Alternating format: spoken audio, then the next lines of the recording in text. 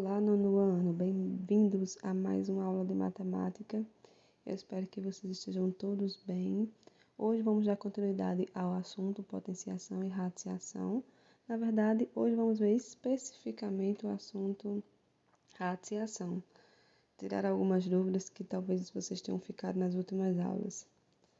Então, nosso tema radiciação. Nós já estudamos, vocês já estudaram que a multiplicação e a divisão, elas possuem operações inversas. Da mesma forma, a radiciação. A potenciação é a operação inversa da radiciação, ou seja, os elementos que compõem a radiciação são o índice, o radicando, o radical e a raiz. Esse símbolo é conhecido como radical. O índice, esse númerozinho pequeno, é o elemento que caracteriza a operação da radiciação.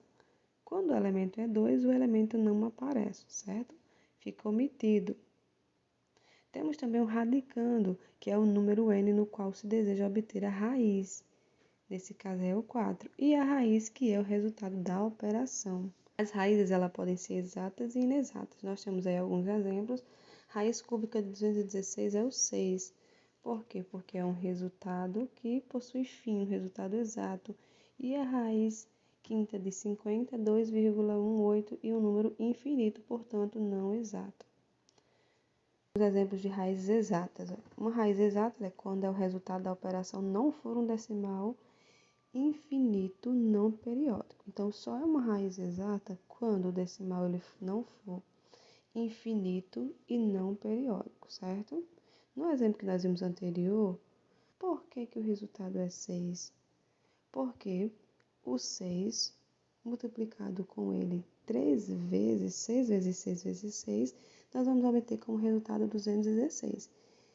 Então, perceba que a multiplicação desses fatores é a mesma coisa que 6 elevado ao cubo, não é?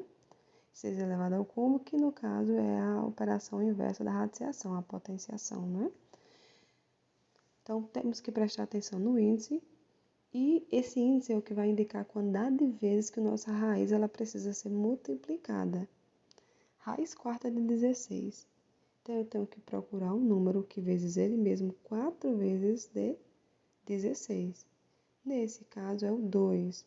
2 por quê? Porque 2 vezes 2 vezes 2 vezes 2, o resultado é 16. Ou 2 elevado à quarta potência. Raiz quinta de menos 32. Resultado, menos 2. Menos 2, porque o menos 2 elevado à quinta potência, resultado é menos 32. Então, observe que sempre quando a gente calcula o inverso, nós vamos obter o resultado do radicando. Quando eu faço a potência da raiz, elevando ao índice, eu vou ter como resultado o radicando. Então, menos 32. E a raiz quadrada de 100 é o próprio 10. Por quê? Porque o 10 vezes 10 é igual a 100. Tá bom? Qualquer dúvida pode perguntar. Algumas observações. Vamos nos atentar a essas observações. Toda vez que o radicando ele for zero, o resultado sempre vai ser zero. Por quê? Porque o zero multiplicado com ele mesmo sempre vai dar zero, ou seja, potência de base sendo zero, o resultado sempre é zero, né? Agora, se eu tenho um radicando negativo e o meu índice é par, esse número não pertence ao conjunto dos números reais. Então, lembrem disso. Nunca o radicando pode ser negativo se o índice é par. Mas, se esse índice é ímpar, nós vamos obter um resultado, nesse caso, menos 2, porque menos 2 elevado ao cubo é menos 8. E sempre que o radicando é 1, o resultado vai ser 1. Pois o 1 é elevado a qualquer potência, sempre o resultado é 1.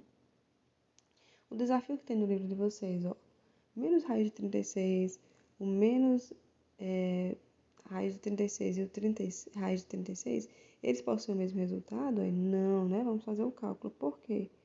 Porque a raiz de menos 36 não pertence ao conjunto dos números reais, como nós vimos anteriormente.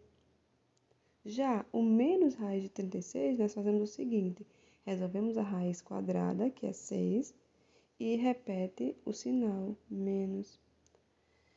A raiz de 36, o próprio 6 também, não é? Então, nós podemos observar que eles não possuem o mesmo resultado. E a justificativa está aí nas respostas, não é?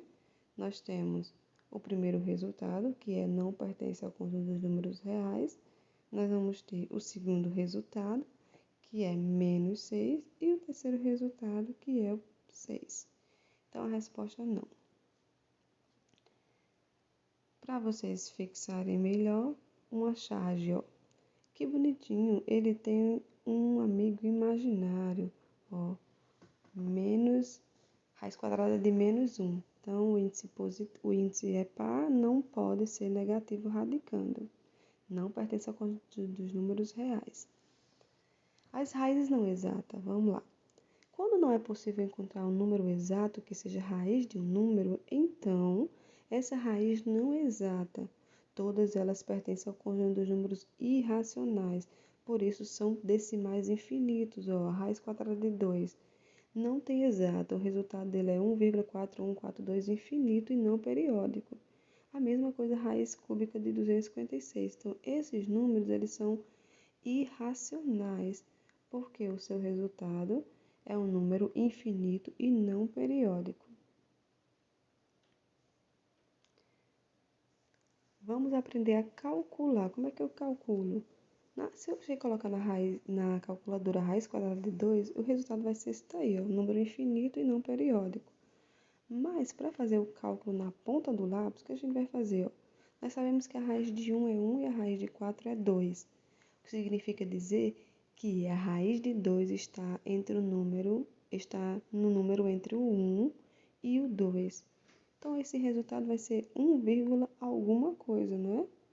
Se 1,5 é igual a 2,25, passa do número 2, não é? É maior do que o número 2. Então, nós vamos testar um número menor do que 1,5. Vamos fazer o teste com 1,4, ó.